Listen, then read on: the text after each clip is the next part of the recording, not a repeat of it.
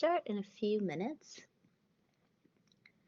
So the chapter of the Robert Brim book that we're looking at, we haven't had time to discuss obviously the entire book in detail, so I've just been talking about certain issues from the book. But Brim discusses, firstly, poverty, as I talked about last week. But in this section of the book, he also talks about intersectionalities and anti-poverty. So he specifically discusses racism and the ways that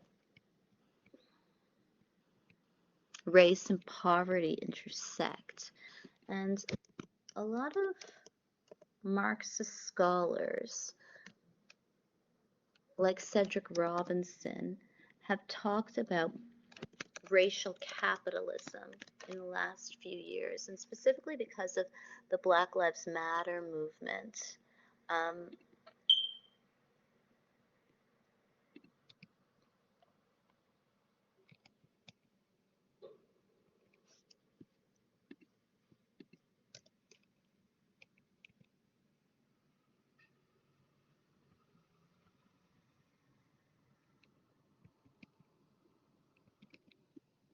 People have talked about the intersection between race and class in detail.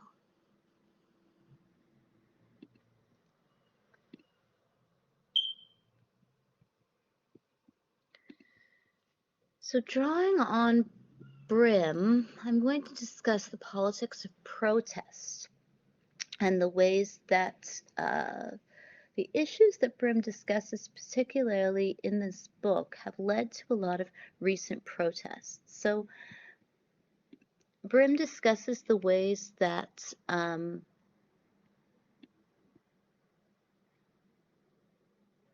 conflict theorists have argued that one of the most important mechanisms that has promoted inequality and conflict between racial and ethnic groups is colonialism.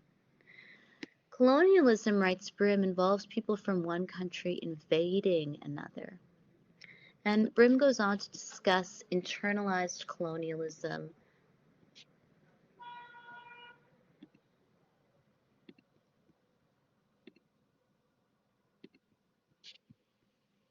and the ways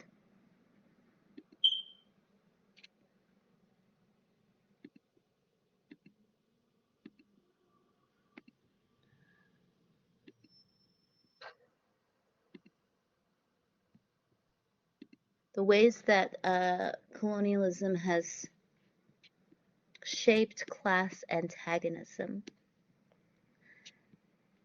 So in the other class that I teach, which is Indigenous issues, we talk about colonialism in great detail. We specifically discuss settler colonialism.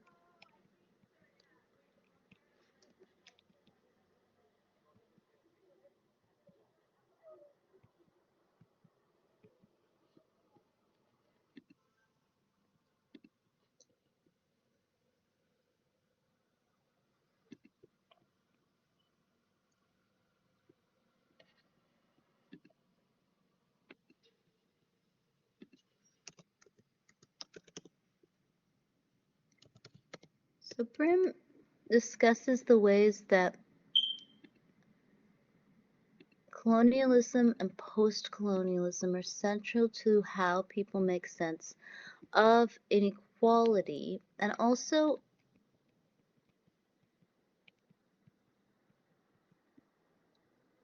of ongoing protest movements.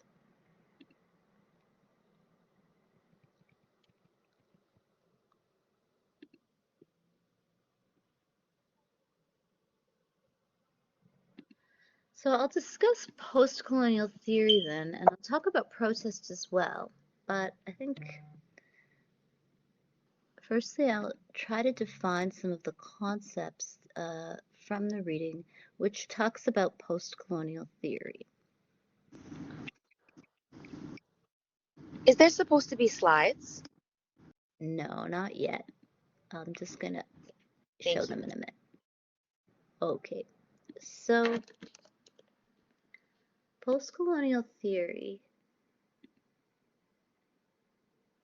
essential to this discussion in the chapter of the book. And Brim discusses indigenous peoples, but he also discusses European colonialism as well.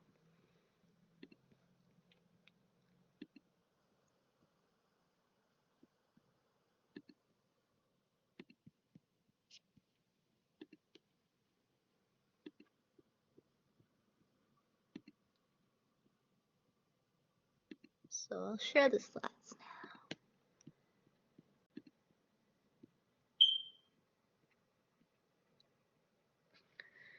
So I'll talk about 4 ideas, and one of them is an idea that I discussed in the other class I teach about standpoint epistemology and Black feminist standpoint epistemology, and it touches on a point that Brim makes about the centrality of colonialism in thinking about class antagonism throughout the world.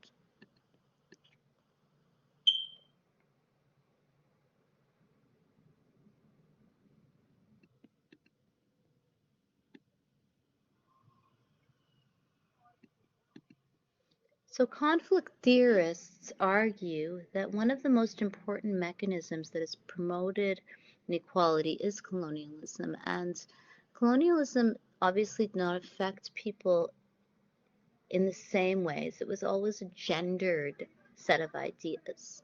So I'll talk about 4 ideas. Firstly, Black feminist standpoint theory.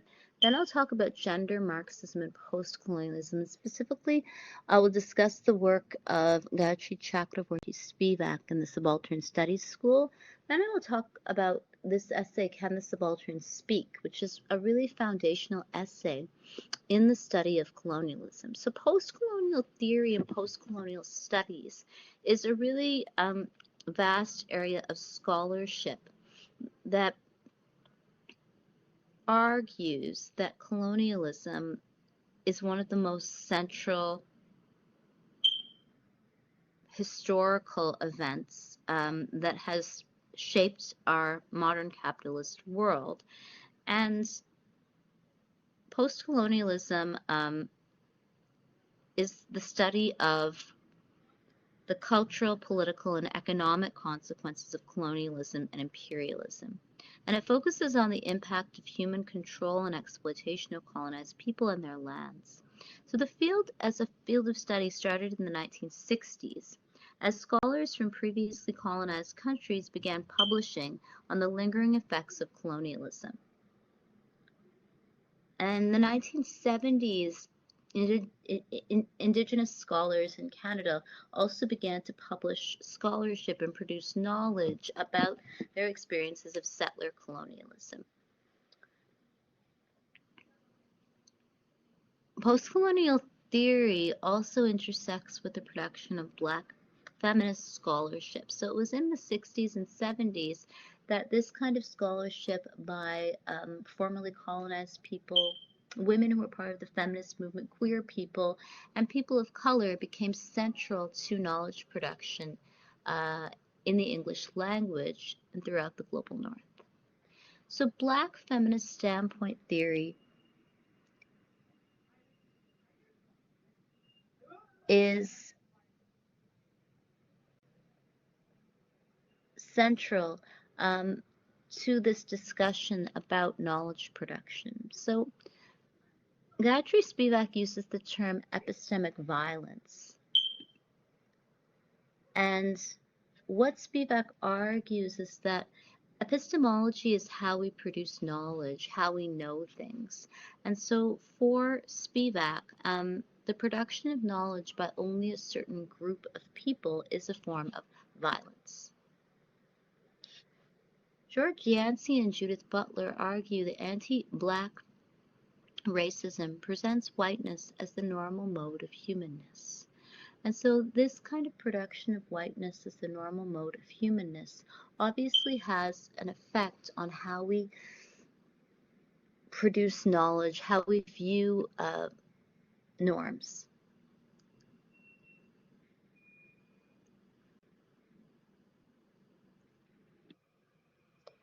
So, what scholars have argued, and this scholarship has been produced in the last 10 years, is that um, many Black scholars are interested. You can't see the slides?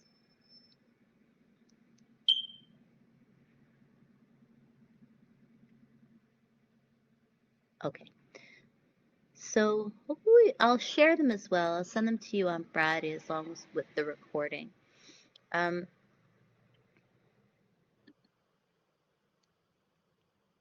So standpoint theory then is central to this idea of knowledge production, and it's something that Brim discusses when talking about colonialism in chapter 7 of the book. Um,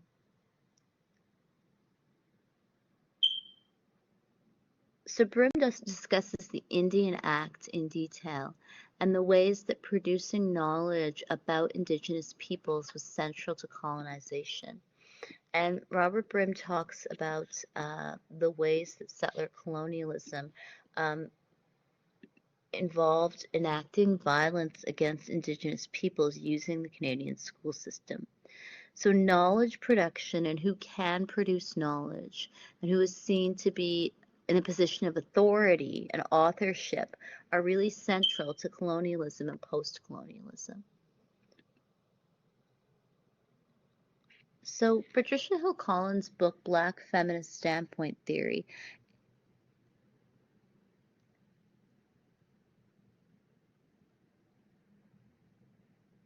Okay. Well, the recordings are actually online, so you can look at the Blackboard. So you should have access to the recordings. But hopefully you can look at the recordings, I think, after the class. But if you've attended the class, then I guess, and done the readings, then I don't know. I guess that should be sufficient. So, Black feminist thought is a collection of ideas, writing, and art that articulates the standpoint of and for Black women of the African diaspora. Black feminist thought describes Black women as a unique group that exists in place in U.S. social relations where intersectional processes of race, ethnicity, gender, class, and sexual orientation shape Black women's individual and collective consciousness, self-definitions, and actions. I hope that you are doing the reading, and I hope that you can take notes if you want to. Um, no. The class is really also asks you as students to do work as well. So, as a standpoint theory, Black feminist thought conceptualizes identity as organic, fluid, interdependent, multiple, and dynamic, socially constructed locations within historical context. Black feminist thought is grounded in Black women's historical experience with enslavement, anti-lynching movement, segregation, civil rights and Black power movements, sexual politics, capitalism, and patriarchy. So, feminist standpoint theories, which originated in the standpoint of women, have been revisioned as it became apparent that the constitution of the subject woman is the result of complex interplay of individual and large-scale social forces. So, I think the problem is this with when you give people things or do work for people, they sometimes don't understand that they actually have to do work for themselves. So I would prefer that you attend the classes if you can and do the reading from the book on the syllabus. So the standpoint for Hill Collins is a project, not an inheritance. It is achieved, not given. So students are a good example of anti-Black racism and sexism. When teaching about racism and sexism, heterosexism, and other forms of discrimination, many Black faculty do teaching evaluations are even more negatively impacted. So irrespective of one's labor or one's educational qualifications, many people have extreme bias against women and people of color, and also against queer people and people with disabilities. Allies must be vigilant and on alert, knowing they are built into the foundations of everything we do. Having become normalized and invisible, and will thus take concerted collective actions to make visible and break down. Only with this assumption can we all begin to study, identify, and dismantle anti-Blackness and white supremacy in academia, creating more safer, inclusive, more equitable spaces for the benefit of all. Here, we echo the words of Cooper. The cause of freedom is not the cause of race or a sect or a party or a class. It is the cause of humankind, the very birth of humanity. Yeah, I guess I can send you things like through the messages on Friday if you want, and YouTube links, but the tests will really be about the Brim book and just kind of generalizable knowledge. The tests will also, I think, in the future just be about your own opinions and ideas about concepts like colonialism and post-colonialism. So you will be asked to kind of produce your own opinions and ideas rather than having to just memorize. I'll make sure that you have the PowerPoints. I'll just send them through messages, and I'll also post the lectures on YouTube and send you links. But attending the class is also enough. Like, you can attend the class and just take your own notes, or also look at the book as well. So gender and post-colonialism is the second point, and Robert Brim's discussion of colonialism is really in depth, and Brim discusses the Indian Act and settler colonialism, the ways that settler colonialism really shaped Canadian education. And I think that colonialism has really shaped our ideas of English language education and also knowledge production in really troubling ways. The idea that there is kind of an objective truth of Canada told after contact and in the English language is really problematic, but it is the kind of history that we are left with. And a lot of the history of formerly colonized peoples is told after the point of contact. And so language is one of the problems in post-colonial studies, that English is often the language in which history is told, and English is often still the language in which people, even in formerly colonized countries throughout the world, English is, and having an English language and reading in the English language is how history is often understood. The official history of the post-colonial world is still often a history told in English and after the point of colonial contact. From the perspective of post-colonial theory, and what really frustrates a lot of post-colonial scholars is that it is as though people didn't exist until they were seen by European colonizers. So a lot of the kind of knowledge begins after colonial contact. And this is true of the history of Canada. So what interests scholars like Gayatri Chakraborty Spivak, who is a Bengali Marxist scholar, is the relationship between class antagonism, poverty, and knowledge production. And Spivak is interested in the ways that the poorest people, like colonized women, and the poorest women in countries like India, which is a formerly colonized country, what Spivak wants to know is, how do people actually produce knowledge when official knowledge is produced in official languages like English, and by people who can read and write, and by people who tell the story after they have colonized others. So after you have won a war, you can then tell the story of who won the war. And so Spivak is interested then in how oppression and patriarchy structure someone's lives to the point that they might not be audible or intelligible.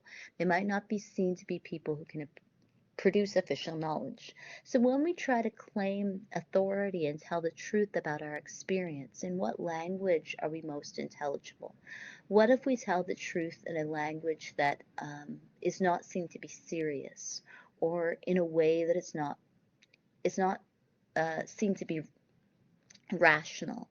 I would argue in our contemporary moment, when people try to tell the truth about being, say, oppressed or victimized, the way that they tell the story often determines whether or not they are believed. And this is true specifically if we look at cases of sexual violence. Sexual violence is a good example that the language that people tell the story in, the way that they speak, who they are, often determines how courts hear the case. So the case of Cindy Gladue, who was a Cree woman who was murdered by Bradley Barton, is a good example. The fact that Cindy Gladue was accused of being involved in sex work and also was accused of having or was said to have a history of, say, alcohol consumption and sex, and was involved in sex work, then determined how she was viewed as a victim. And this is why it took so many years in the case of Cindy Gladue for Bradley Barton to be convicted of murder. And this is true in many cases of missing and murdered Indigenous women and girls. So postcolonial and feminist theorists state that women are oppressed by both patriarchy and the colonial power.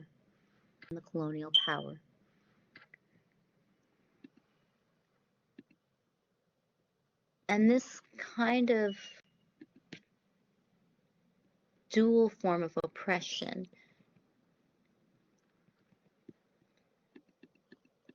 is important in considering intersectional violence against Indigenous peoples and against other colonized peoples.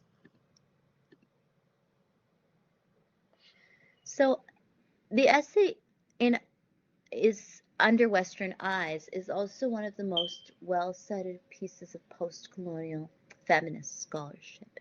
In Under Western Eyes, Chandra Talpad Mahanti argues that the third world woman is treated as a singular monolithic subject, and that this third world woman is an appropriation within a codified scholarship created by certain Western feminists.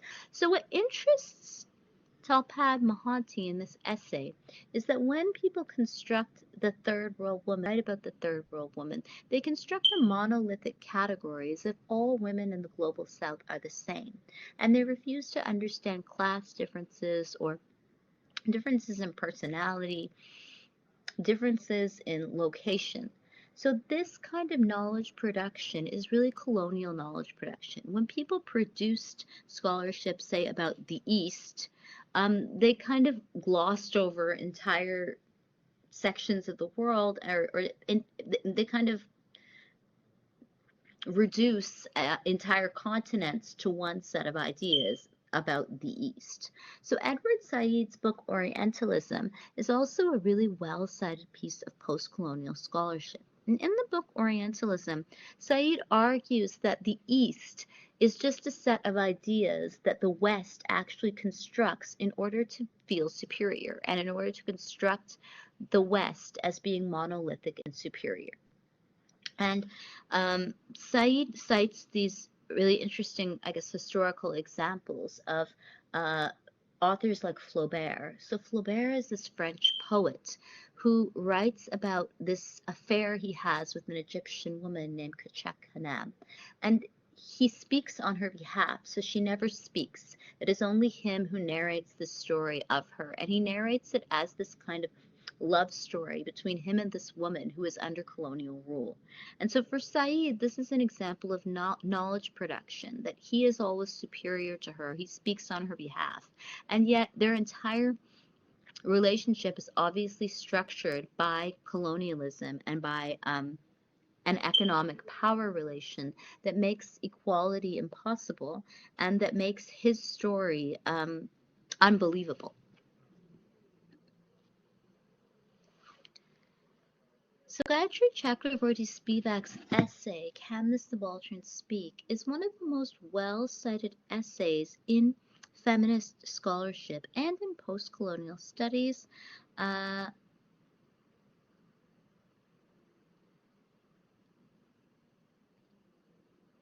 so Spivak is an Indian scholar, literary theorist, and feminist critic.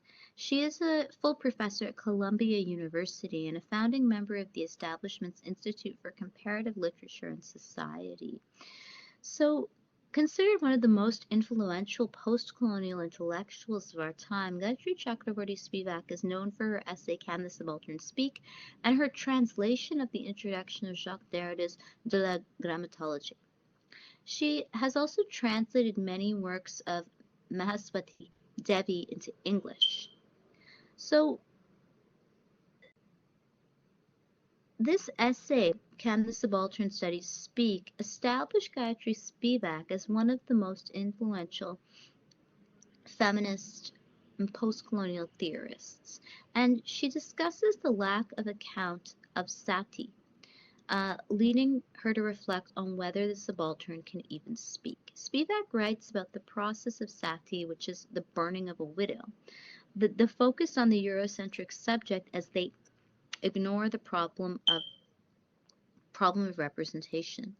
And so this issue of sati for Spivak is not really about the burning of the woman. It is about this conversation and about this power play between the British and the Indian elite.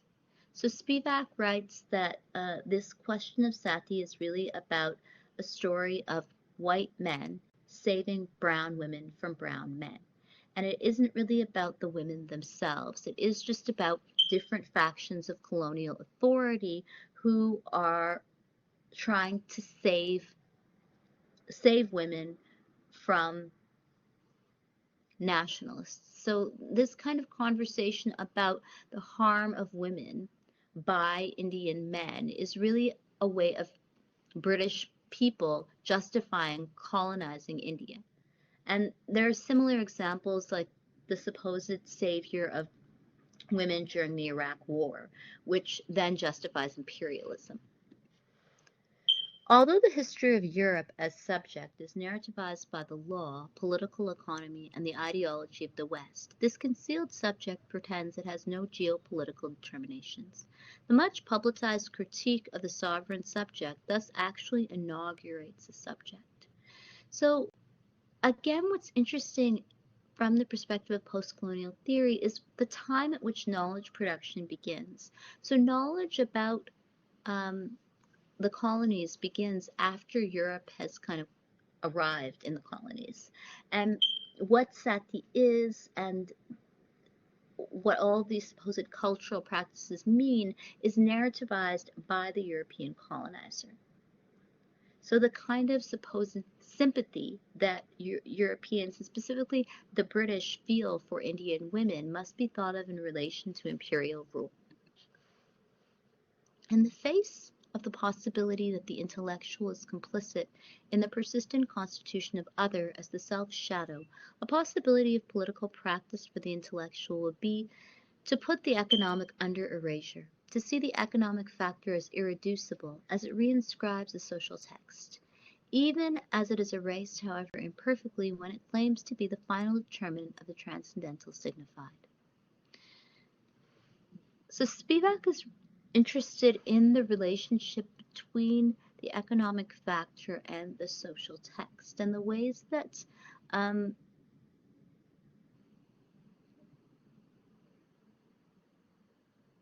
this kind of self-other dynamic cannot be understood without paying attention to an overarching structure of imperialism.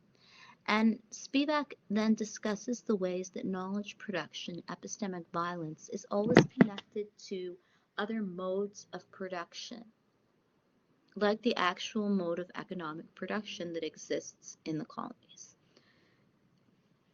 The clearest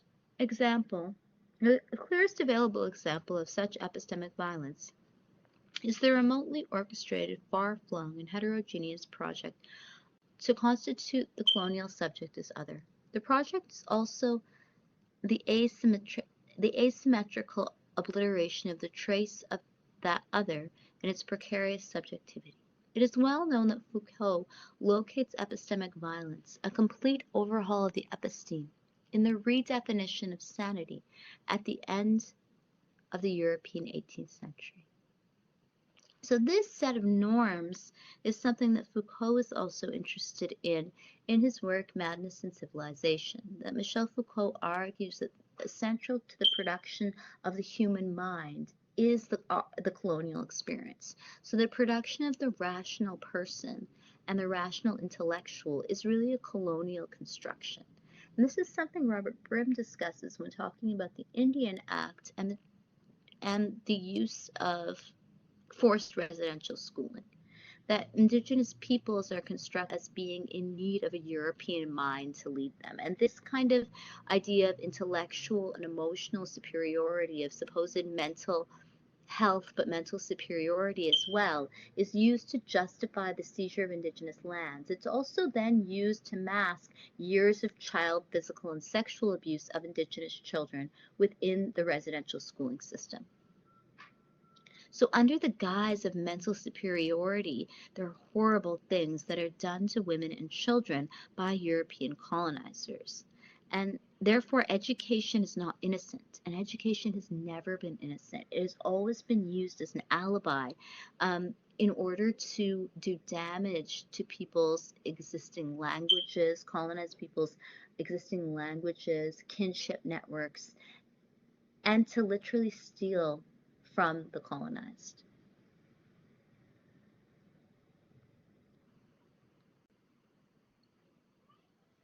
Sojourner Truth, speaking in 1867, highlighted the denial of black women as knowers via asymmetries in cognitive authority and via men's habitually constrained imaginations.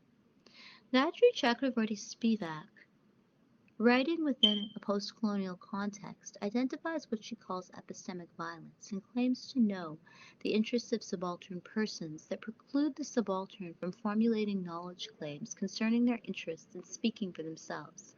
These examples are part of a broader history of epistemic. Okay, thank you. I'll send the slides to everyone. I'll go back and make sure I've sent the PowerPoints, and I'll also just post things on YouTube. So you can just look at, I'll send you a link then to the YouTube channel. So the point with epistemic violence is that it doesn't allow people to make claims themselves. So in the case of, say, settler colonialism, indigenous peoples are often people who have been discussed by the Canadian state. But when indigenous peoples speak for themselves, it turns into a protest movement. A good example is the protest at Wet'suwet'en. So the Wet'suwet'en protests were protests against a pipeline that the Canadian government wanted to build. And so the Wet'suwet'en protests were protests in opposition to the Coastal Gas Pipeline. And the pipeline was under construction in British Columbia. It's starting in Dawson Creek. The pipeline's route crosses the Canadian Rockies and other mountain ranges to Kitimat, where the gas will be exported to Asian customers. Its route passes through several First Nations peoples' traditional lands, including some that are unceded.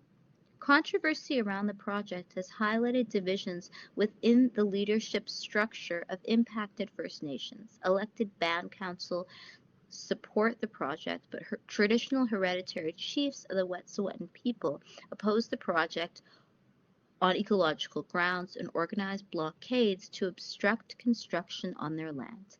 Wet'suwet'en people opposed to the pipeline argue that they have a relationship with the land that the Coastal GasLine pipeline threatens. A court injunction against protesters blocking the project in an effort to defend their unceded land was granted twice by the BC Supreme Court in 2018 and 2019. In 2019 and 2020, the RCMP entered the blocked area and cleared road access for construction using the threat of lethal force, arresting several of the protesters. The 2020 arrests sparked widespread protest across Canada in solidarity with the original protests. A protest in February 2020 by the Mohawk First Nations people of Tantanega in Ontario blocked a critical segment of rail, causing Via Rail to shut down. So these protests are really about economic development and the consequences economic development will have for Indigenous peoples and their lands and their relationship and their claim to land.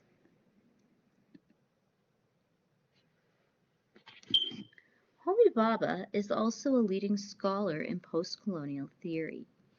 And Homi Bhabha's work, The Location of Culture, is one of the foundational texts in postcolonial theory. So Homi Bhabha is an Indian scholar and critical theorist. He is the Anne F. Rothenberg Professor of the Humanities at Harvard University. He is one of the most important figures in contemporary postcolonial studies and has developed a number of the field's neologisms and key concepts, such as hybridity, mimicry, difference, ambivalence. Such terms describe the ways in which colonized people have resisted the power of the colonizer, according to Bhabha's theory.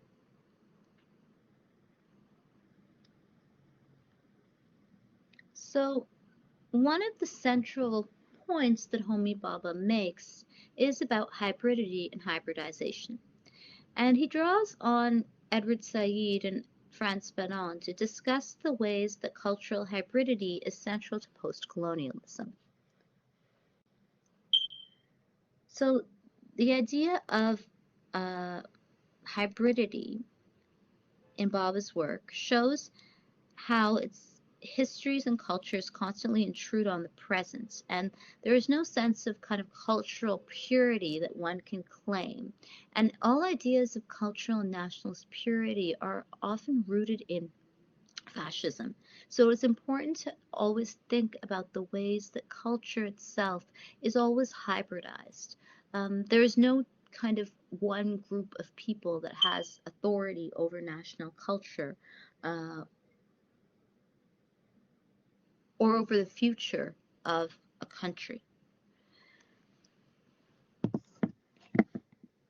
So ambivalence is another post-colonial term that is central to post-colonial theory. A term first developed in psychoanalysis to describe a continual fluctuation between wanting one thing and wanting its opposite. Ambivalence also refers to a simultaneous attraction toward and repulsion from an object, person, or action. Adapted into colonial discourse theory by Homi Bhabha, it describes the complex mix of attraction and repulsion that characterizes the relationship between colonizer and colonized. The relationship is ambivalent because the colonized subject is never simply and completely opposed to the colonizer. So there are many examples of this ambivalence that I think are really important in our contemporary time period.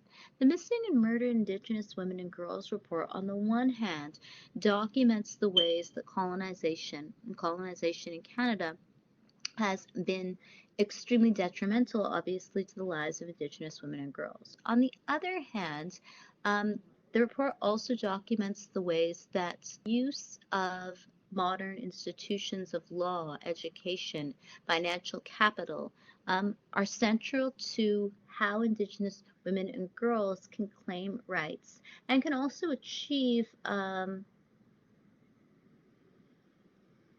great deal of success within our modern capitalist economy. Rather than assuming that some colonized subjects are complicit and some resistant, ambivalence suggests that complicity and resistance exist in a fluctuating relation within the colonial subject. Ambivalence also characterizes the way in which colonial discourse relates to the colonized subject, for it may be both exploitative and nurturing, or represent itself as nurturing at the same time.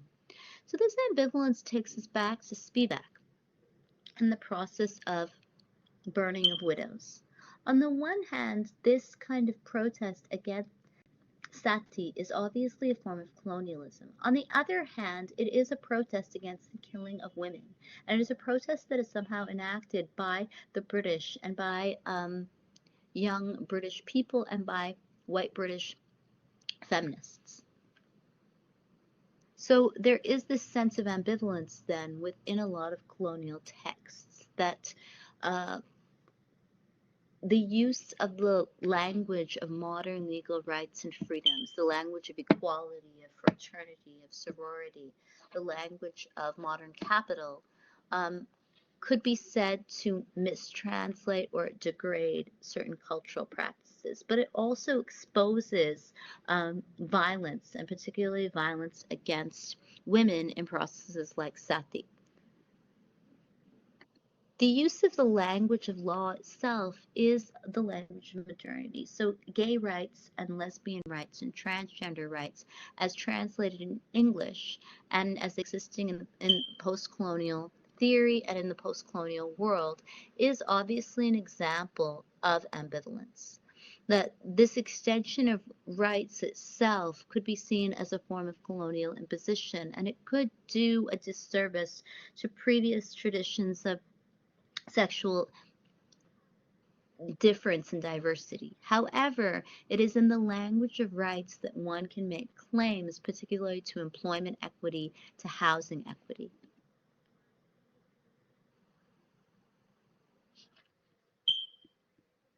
So the language in which we articulate post-colonial claims is just as important as what is said. And I would argue that the language of artistic work and creative production, as well as creative writing, is one of the ways that marginalized groups find expression in our time period. So I've written a book called Uncommitted Crimes that looks at the artistic work of Indigenous people. It also looks at the artistic work of people of color in and from Canada. So in this book, I cite the work of Theodore Adorno, who is a well-cited philosopher who cites that every work of art is an uncommitted crime. The idea of art as an act of defiance is deeply important in uneventful times of the political, which often inform cultures of consumer capitalism transnationally. Crimes of colonial history, sexism and racism, transphobia and classism are a few of the explicit and implicit forms of oppression that color global capitalism and define everyday cruelty. So, in the book Violence, Six Sideways Reflections, Slavoj Žižek discusses the relationship between what the author terms objective and subjective violence. So, Žižek argues that we are often presented with stories in the media like that with kind of very provocative and shocking headlines like every hour a woman is raped in India. And this is kind of a very provocative headline, but it is what Zizek would argue is a form of subjective violence. It is a form of violence that has a subject. It has a kind of storyline. It has kind of characters and a plot line. Slavoj Žižek argues that objective violence is the violence of capital. It is the violence that creates cities in the global south where transportation is really difficult for people to access, where taxis are not safe, where public buses are not safe. And this objective violence is really it really exists because of a history of colonial rule, and a history of colonial rule that has created poverty in certain areas of Canada and poverty throughout the world. So Zizek argues also in this book that there is a relationship between violence and language. So or when writing about the Holocaust, Theodore Adorno argued that after Auschwitz, no poetry is possible. And what Adorno is arguing is that after something so traumatic as the Holocaust, the language of the irrational can never be used to fully understand the kind of economic violence that has been done because of the Holocaust. However, Slavoj Žižek argues that after Auschwitz, only poetry is possible. And what Žižek means is that you can never understand the true trauma of something like the Holocaust in the language of numbers alone. It is in the violence that is done to the human mind and the human body that we understand traumatic events like colonialism and the Holocaust. And when we try to then understand someone's experience of, say, trauma or violence, it is often precisely the incapacity for someone to narrate their experience in really factual language that expresses trauma. The problem is, and the example that Zizek gives in this book, is that when, say, a woman is raped, it is precisely the fact that she cannot really narrate the story in rational terms that offers evidence of the fact that she's been traumatized. But the law often asks us to narrate our claims in rational terms. So we have to kind of tell a story with factual evidence, and it's only with evidence that we are believed. But it is our incapacity to really tell the story in this kind of timely, factual manner that really expresses trauma. So when you are a victim of trauma, it's often really difficult to tell the story in a kind of narrative that makes sense. There are pieces of the story that are missing. There are things that you can't remember. There are people that you can't remember. And it is this kind of lack of working of the rational mind that often is an example of how the mind has managed extreme trauma.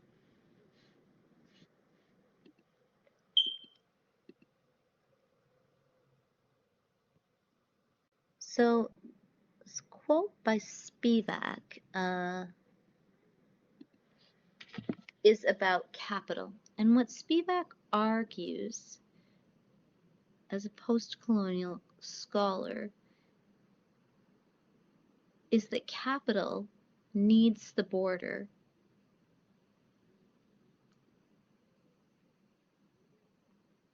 but the border also needs capital. So I'll finish by discussing this quote by Gayatri Spivak. And when I send you the slides, I'll make sure that it is legible.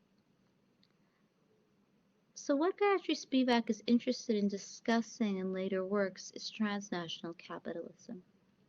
After the history of colonialism, how does capital cross borders and how do people cross borders? Gayatri Spivak writes, so capital is in fact borders. That's the problem. On the other hand, capital has to keep borders alive in order for this kind of cross-border trade to happen. So therefore, the idea of borderlessness has a performative contradiction within it which has to be kept alive. So what this means is that capital is borderless. When you have money to spend, you can cross a border to spend it. But when someone has something to sell, can they sell it? Like this kind of idea of who owns intellectual property, but also who can cross the border to learn as, say, an international student, is central to this question of capital and power in our time period. So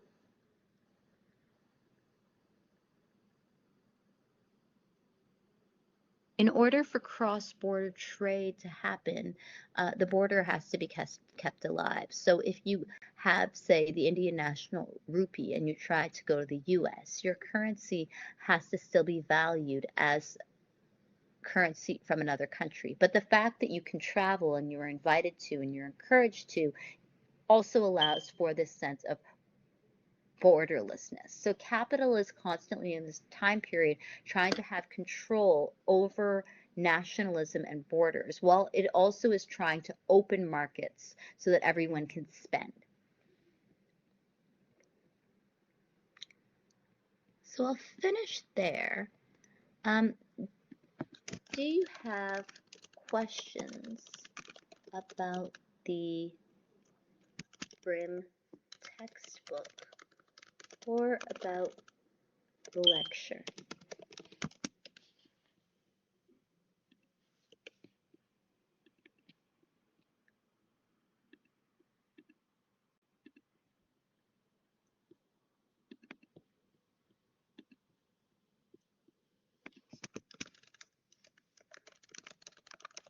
Questions about this chapter of the Brim textbook or about the lecture?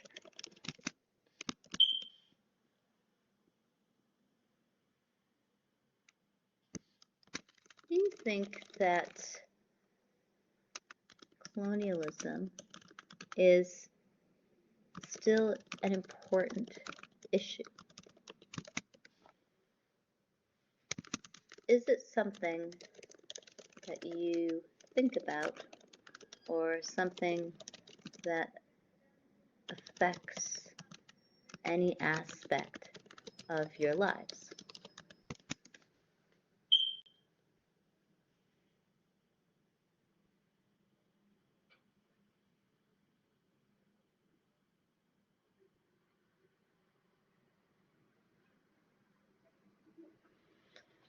So in the Brim, okay, thank you. So in the Brim textbook, the author discusses the Indian Act and the residential school system.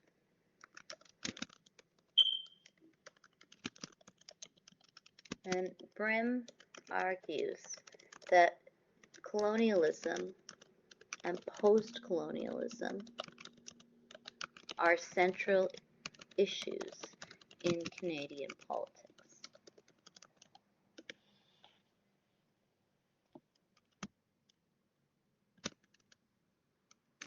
Do Indigenous issues affect you? Do you think that they play a role in contemporary Canadian society culture?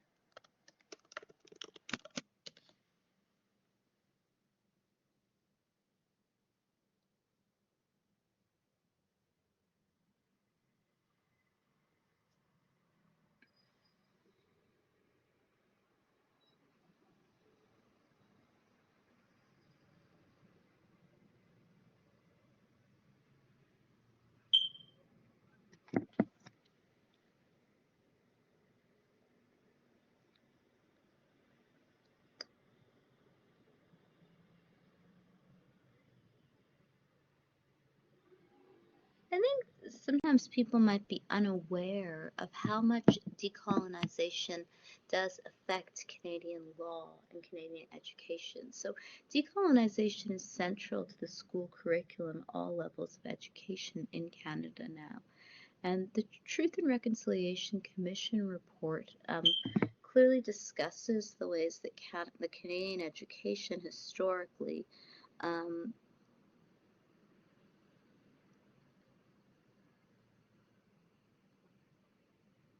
involved violations of international law, and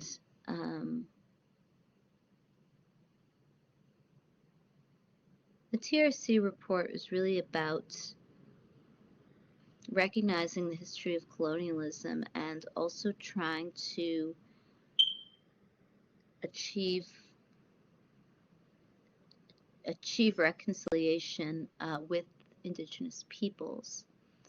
So for over a century, the central goal of Canada's Aboriginal policies were to eliminate Aboriginal governments, ignore Aboriginal rights, terminate the treaties, and through a process of assimilation, cause Aboriginal peoples to cease to exist as a distinct legal, social, cultural, religious, and racial entities in Canada. The establishment and operation of schools were central to the elements of this policy, which can be described as cultural genocide. The residential schooling system involved enacting forms of psychological violence against Indigenous people, destroying Indigenous languages, and doing a great deal of damage to Indigenous people's mental health, which then allowed for physical genocide. Physical genocide is the mass killing of the members of a targeted group, and biological genocide is the destruction of those structures and practices that allow the group to continue as a group. States that engage in cultural genocide set out to destroy the political and social institutions of a targeted group. Land is seized, populations are forced forcibly transferred, and the movement is restricted. Languages are banned. Spiritual leaders are persecuted. Spiritual practices are forbidden, and objects of spiritual value are confiscated and destroyed. And most significantly, the issue at hand, families, are disrupted to prevent the transmission of cultural values and identity from one generation to the next. In its dealing with Aboriginal people, Canada did these things. So the TRC report exists to document this history of colonization and to also try to reach forms of reconciliation that cannot be achieved unless this history is addressed and unless there is a meaningful dialogue about white supremacy and settler colonialism in Canada.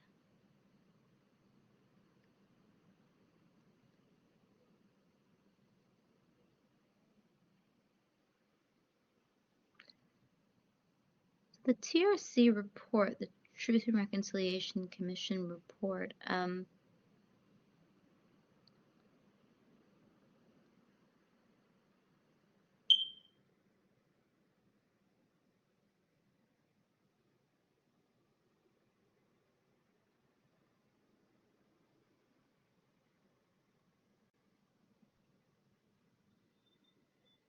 involves coming to terms with the past in a manner that overcomes conflict and establishes a respectful and healthy relationship among people going forward.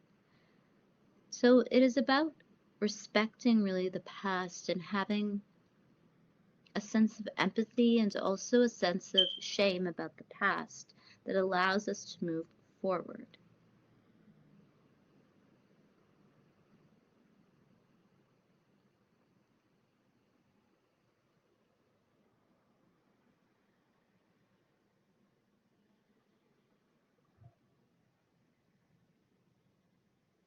The book, the textbook, then discusses the TRC report and also the Indian Act and the history of the Act.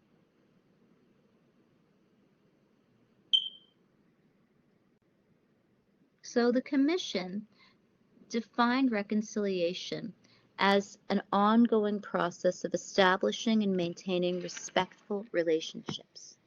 A critical part of this process involves repairing damaged trust by making apologies, providing individual and collective reparations, and following through with concrete actions that demonstrate real societal change. Establishing respectful relationships also requires the revitalization of Indigenous law and legal traditions. It is important that all Canadians understand how traditional First Nations, Inuit, and Métis approaches to resolving conflict, repairing harm, and restoring relationships can inform the reconciliation process. Traditional knowledge keepers and elders have long dealt with conflicts and harms using spiritual ceremonies and peacemaking practices, and by retelling oral history stories that reveal how their ancestors restored harmony to families and communities. These traditions and practices are foundational of Indigenous law. They contain wisdom and practical guidance for moving towards reconciliation across this land.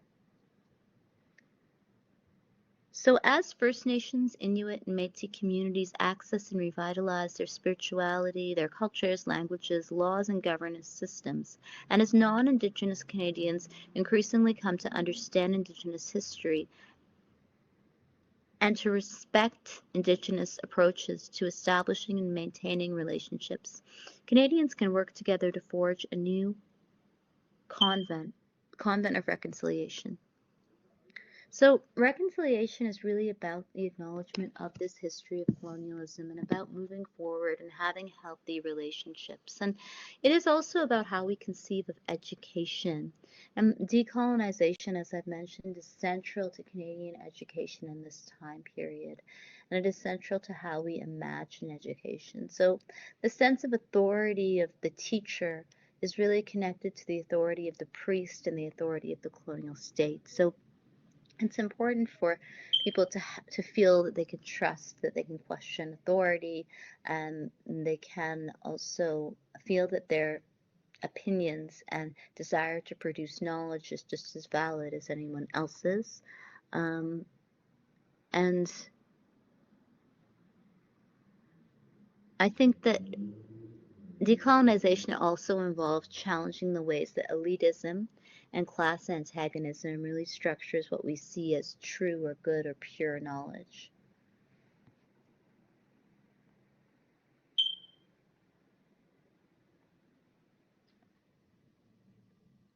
So in terms of the course organization, I did say that I would send you all these materials. I'm sorry if I haven't.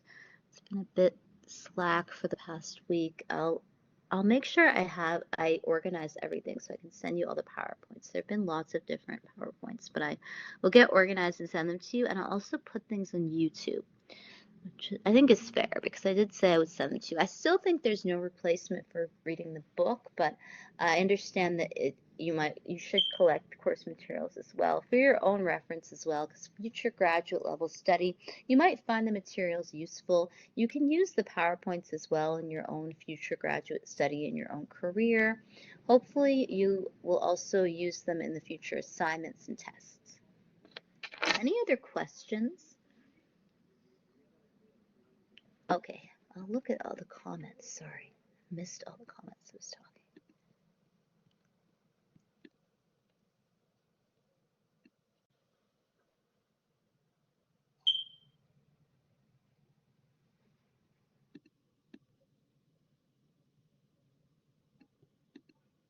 Yes. Yeah, they are really important issues.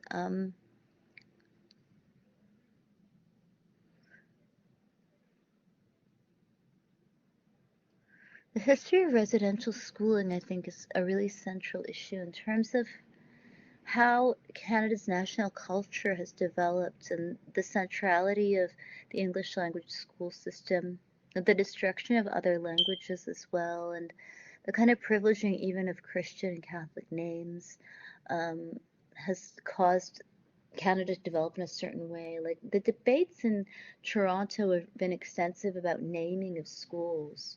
So Ryerson University actually did change its name, and there have been efforts to change a lot of names of buildings and schools because of the history of colonialism.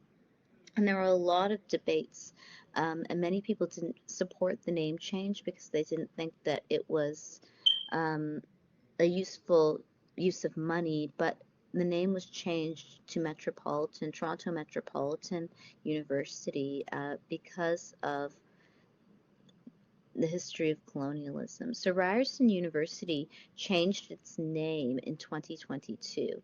And the name was motivated by calls to distance the university and its former namesake, whose name is Ryerson, who was involved in the creation of the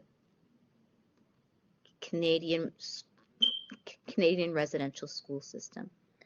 And so the university is now called Toronto Metropolitan University.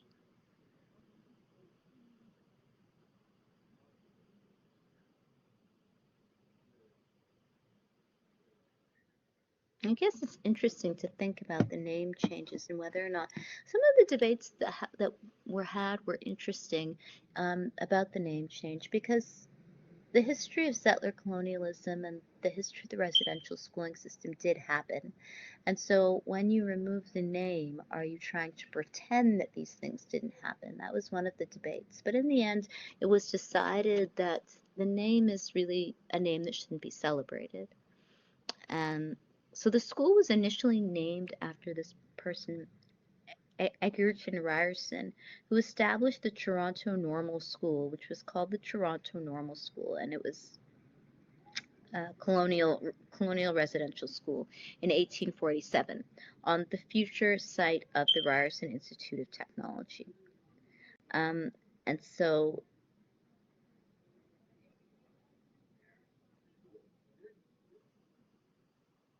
after the Truth and Reconciliation Commission of Canada report was released in May of 2015, the university acted on several recommendations and decided to change the name to Toronto Metropolitan University. I think it's true. If you look at Wilfrid Laurier, Sir Isaac Brock, all of these people were original colonizers. Wilfrid Laurier actually tried to actively ban every group of people of color from entering Canada and from staying in Canada. Um, Wilfrid Laurier tried to impose a head tax against Chinese immigrants. He tried to ban all Black Canadians from entering Canada. He was actively involved in the colonization of different African nations. Sir Isaac Brock was also a colonizer. So all of these kind of questions about who is on Canada's money and who the schools are named after is central to Canadian politics now.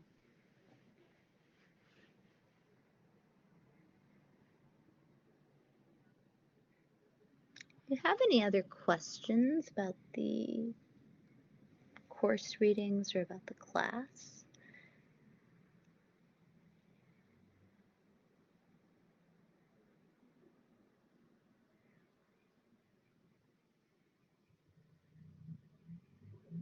Thank you for your comments. Yeah, I think your comments are really interesting. Um,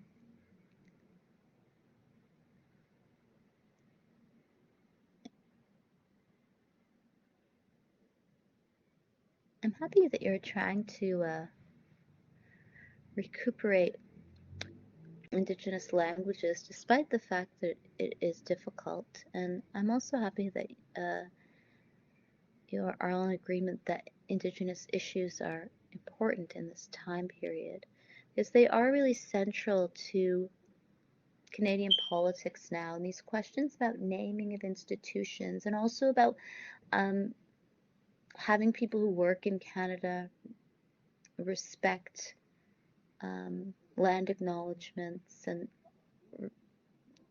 try to show some respect for um, these historical atrocities. It's going to be central to how we build institutions. So the names of the schools have to be respected by everyone. Also changing money and putting different people like Viola Desmond is a Black Canadian woman who is now on Canada's currency. So these questions about anti-racism, I think, will be central to contemporary nation building, but also just to contemporary human rights and decolonization throughout the world. So there have been similar debates in Australia, New Zealand, and also throughout the post-colonial world.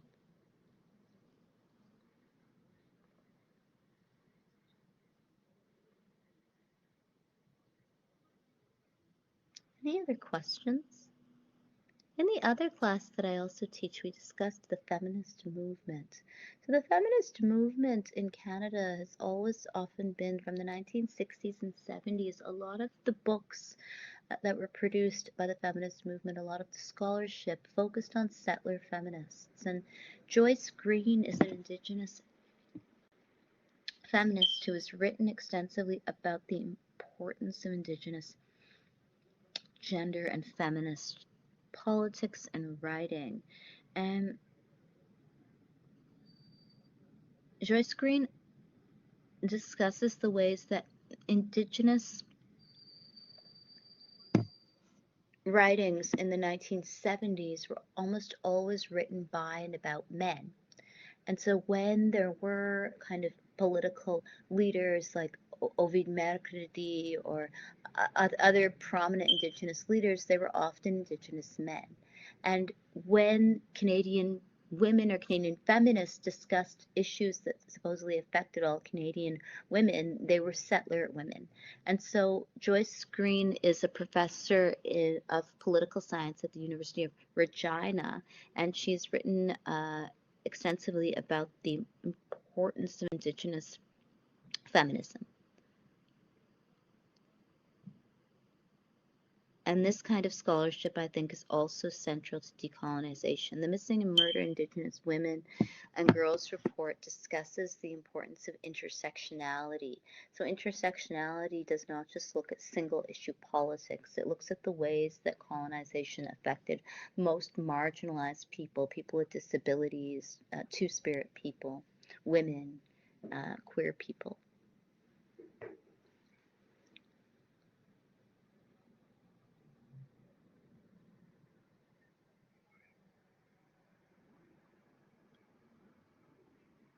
So do you have any other further questions or comments about the readings or about the test?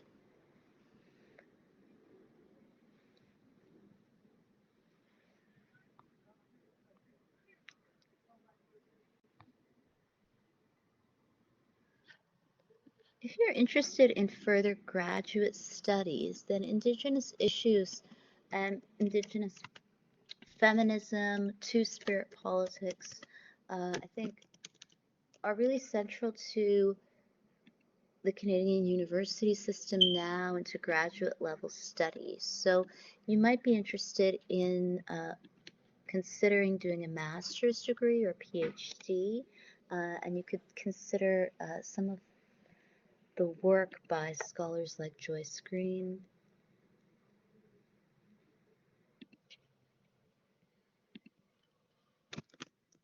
And there are also other scholars who've written about intersections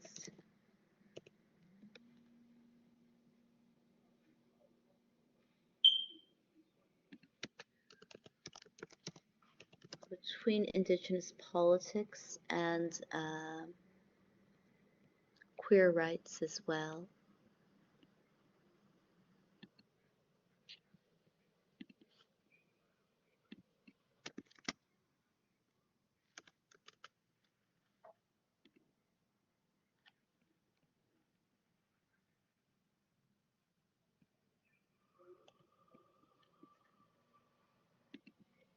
So hopefully these readings and the lectures are useful for your own intellectual development and your own development in terms of your career.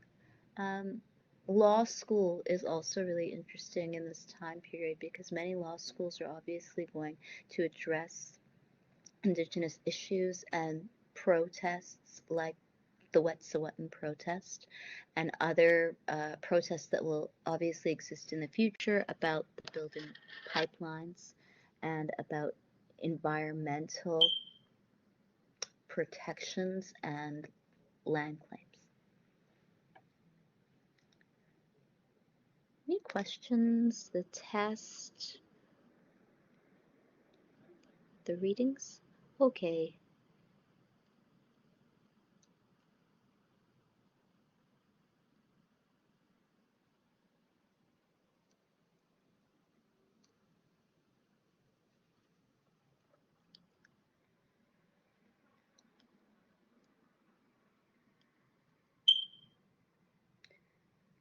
Yes, it is interesting to think about Canadian history and how we learn about Canadian history because Canada, many people are immigrants and the children of immigrants. And so a lack of knowledge about Canadian history itself, I think, has been part of the ways that colonization has been normalized and the poor treatment of Indigenous peoples has been normalized because there's so many immigrants who moved to Canada without really understanding or ever learning the history of settler colonialism in schools. So the use of media is one of the main recommendations of the TRC report and the Missing and Murdered Indigenous Women and Girls report, that the Canadian media has to report on Indigenous issues, and there also has to be an understanding of the history of settler colonialism from the youngest age possible for children who are born in Canada or educated in Canada. So I think that this use of education and information will change people's levels of knowledge about colonization over generations.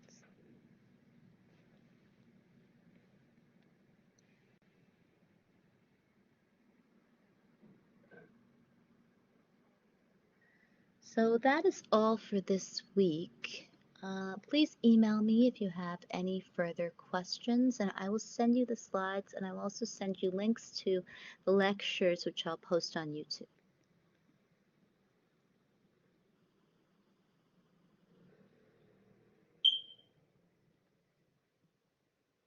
Thank you. Thanks a lot. Thanks. Have a good night. Or have a good day, sorry. Thanks. Bye.